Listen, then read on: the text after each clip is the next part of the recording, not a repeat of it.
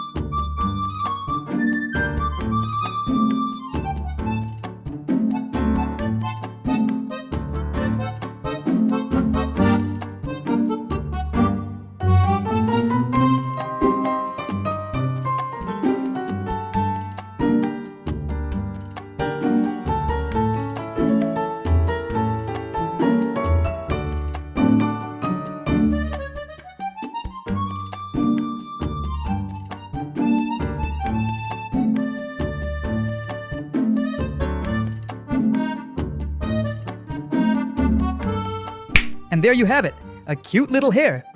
I hope you had fun drawing with me today. If you enjoyed this tutorial, don't forget to like, subscribe, and hit the bell for more easy drawing lessons. See you next time.